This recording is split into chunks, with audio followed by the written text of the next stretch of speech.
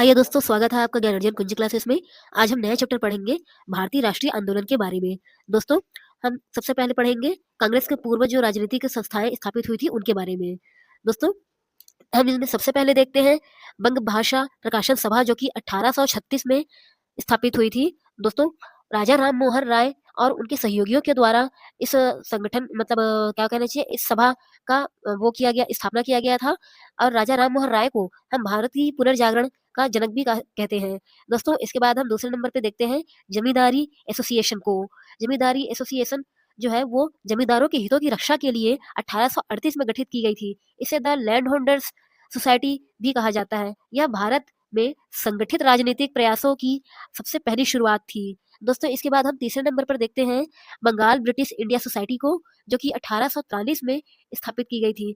British शासन के प्रभाव से समाज के सभी वर्गों के लोगों की कठिनाइयों व दुखों पर विचार कर उनका समाधान ढूंढने का इसके अंतर्गत प्रयास किया गया था। बाद में 1851 में बंगाल ब्रिटिश इंडिया सोसाइटी और जमींदारी एसोसिएशन का आपस में विलय कर दिया गया, मतलब दोनों को मर्ज कर दिया गया और एक नया ब्रिटिश इंडिया एसोसिएशन का मतलब इन दोनों को मर्ज करके इनका एक नया नाम रखा गया, जिसका नाम ब्रिटिश इंडिया एसोसिएशन था। दोस्तों, अब हम चौथे नंबर पे देखते हैं ईस्ट इंडिया एसोसिएशन के बारे में।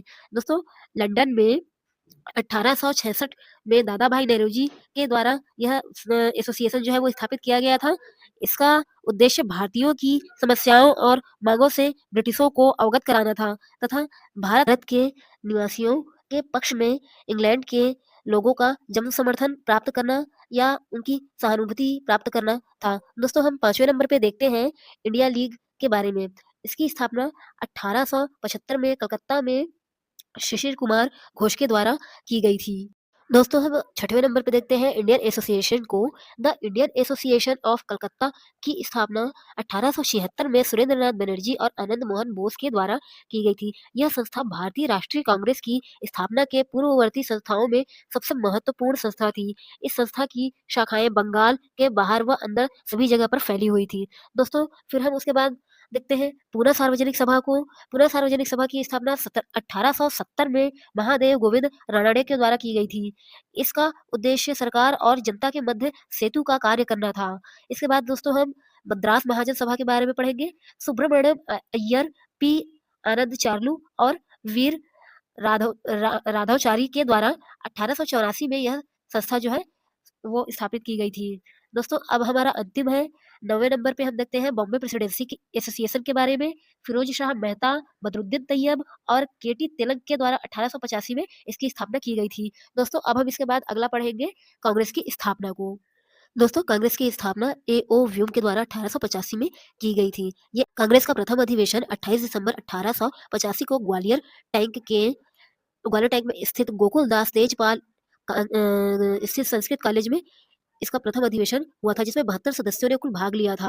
दोस्तों, इस अधिवेशन की अध्यक्षता व्योमेश चंद्र बनर्जी तथा इसके सचिव ए.ओ. व्यूम थे। प्रारंभ में इसका नाम जो है वह भारतीय राष्ट्रीय संघ रखा गया था, लेकिन बाद में दादा भाई नेहरूजी की सिफारिश के बाद इसका नाम बदलकर भारतीय राष्ट्रीय कांग्रेस कर दिया गया। दोस्तों, इसमें सम्मेलन में भाग लेने वाले ज्यादातर लोग पत्रकार और वकील ही थे। कांग्रेस की स्थापना के बाद हम सेफ्टी वॉल्व के सिद्धांत के बारे में पढ़ेंगे। दरअसल दोस्तों, इस सिद्धांत के जनक लाजपत राय को माना जाता है। लाला लाजपत राय के अनुसार डफरिन के निर्देशों पर ए.ओ. व्यूम ने कांग्रेस की स्थापना इस उद्देश्य से की थी कि भारतीय जनता में पनपने वाला या बढ़ता हुआ असंतोष किसी भी रूप से उग्र रूप धारण न कर सके और असंतोष की इस ज्वाला को बिना किसी खतरे के कांग्रेस रूपी सुरक्षा वाल्व से सहज ही बाहर निकाला जा सके। कांग्रेस के प्रथम अधिवेशन में जिन मांगों को पारित किया गया था उनमें से प्रमुख थे केंद्र तथा प्रांतों में विधान परिषदों का विस्तार किया जाए, उच्च सरकारी नौकरियों में भारतीयों को भी पूर्ण अवसर प्रदान किया जाए और सैनिक खर्चों में कटौती की जाए। ये इनके कुछ विशेष मांगे थी जो कि कांग्रेस के पहले अधिवेशन में रखी गई थी। दोस्तों, अब हम भारत में उदारवादी चरण जो कि 1885 से लेकर 1905 तक है उसके बारे में पढ़ेंगे।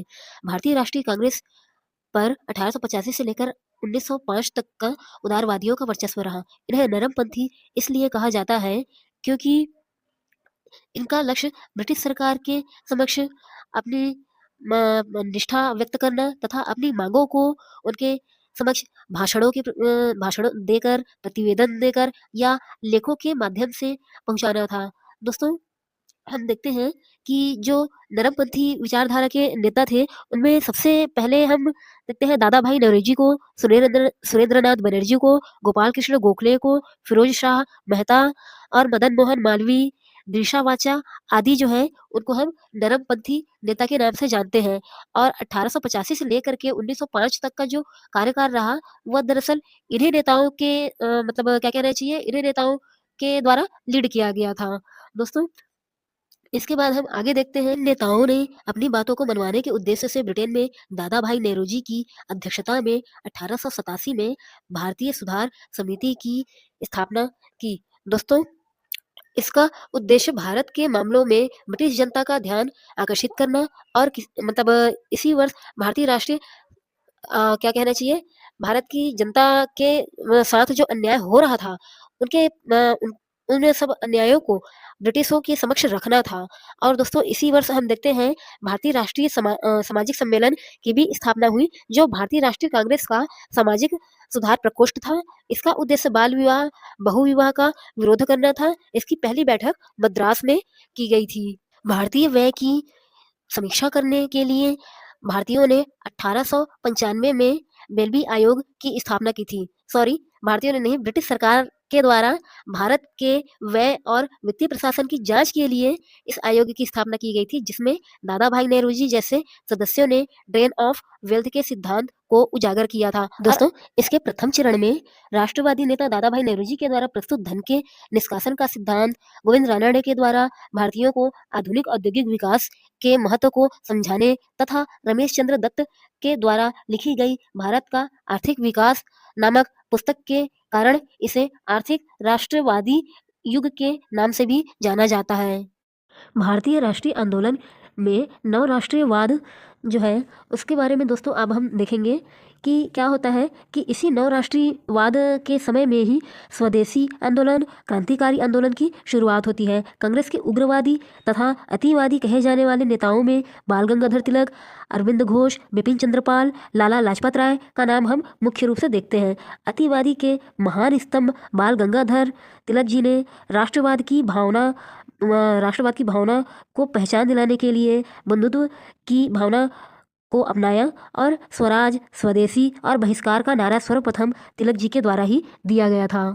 उग्रवाद के महान स्तंभ कहे जाने वाले बाल गंगाधर तिलक जी ने 1893 में गणपति उत्सव का आयोजन और 1896 में शिवाजी महोत्सव का आयोजन शुरू करवाया था। दोस्तों, बागवानी, हिंदू, केसरी जैसे समाचार पत्रों ने और इसके अलावा कांग्रेस की राष्ट्रवादी राजनीति की इसके अलावा अन्य समाचार पत्रों ने भी कांग्रेस की उदारवादी नीति का कठोर आलोचना किया। साथ ही साथ कुछ अंतर्राष्ट्रीय घटनाएं जैसे अफ्रीकी अबीसिनियाई देशों के द्वारा 1896 में इटली को पराजित किया जाना और क्या कहना चाहिए, जापान के द्वारा 1905 में रूस को पराजित किया जाना, ये सब ऐसी अंतर्राष्ट्रीय घटनाएं थी दोस्तों, जिन्होंने भारत के कांग्रेस के एक गुट को देश की स्वतंत्रता के लिए प्रोत्साहित किया और उनको अतिवादी अपनाने के लिए और उग्रवाद रूप धारण करने के लिए प्रेरित किया।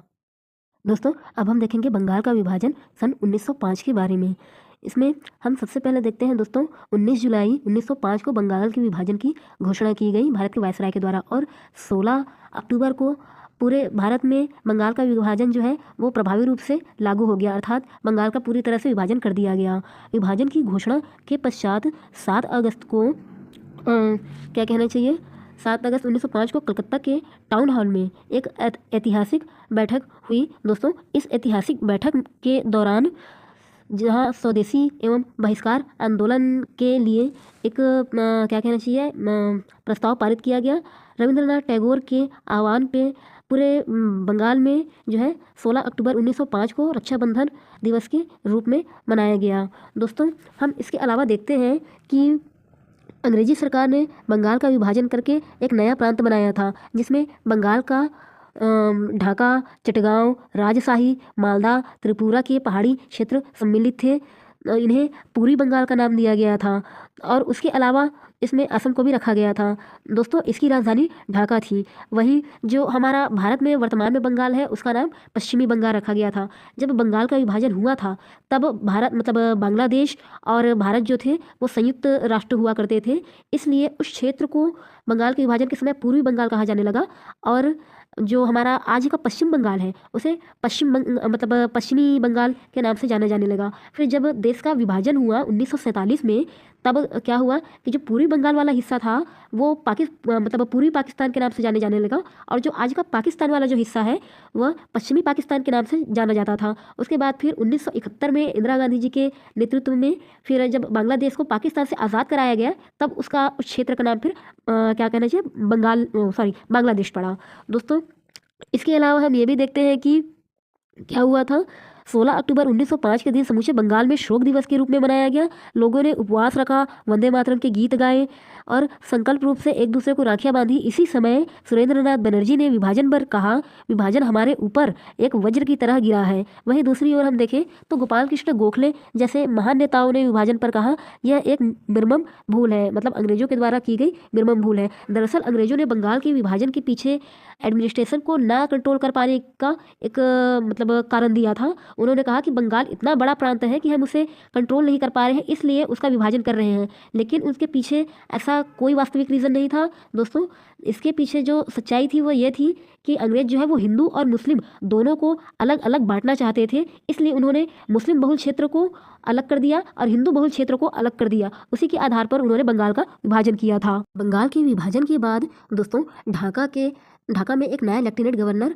नियुक्त किया गया जिसका नाम ब्लूमफील्ड वूलर था। इन्होंने कहा, मतलब बंगाल के विभाजन पर इन्होंने कहा, हिंदू एवं मुसलमान अंग्रेजों की दो प्रिय पत्नियां हैं, इनमें से मुसलमान सबसे प्रिय पत्नी है। दोस्तों इस तरह से साफ स्पष्ट होता है कि अंग्रेजों का जो उद्देश्य था बंगाल को विभाजित करने का, वह मतलब कोई प्रशासन के लिए, मतलब प्रशासन को संभालने के लिए उन्होंने ऐसा नहीं किया था, बल्कि राष्ट्रवादी जो उग्रवादी बढ़ रहा था बंगाल में, मतलब राष्ट्रवादी की भावना जो बढ़ रही थी बंगाल में, उसको कम करने के लिए, उसको रोकने के लिए इन्होंने जानबूझकर हिंदू मुस्लिम में फूट डालने के लिए बंगाल का विभाजन किया था। दोस्तों लगता है कि मेरी वीडियोस किसी भी तरह से आपके लिए यूज़फुल है तो प्लीज़ मेरे चैनल को लाइक, सपोर्ट और शेयर ज़रूर करें, ताकि इससे मुझे पता चले कि आपको मेरी वीडियोस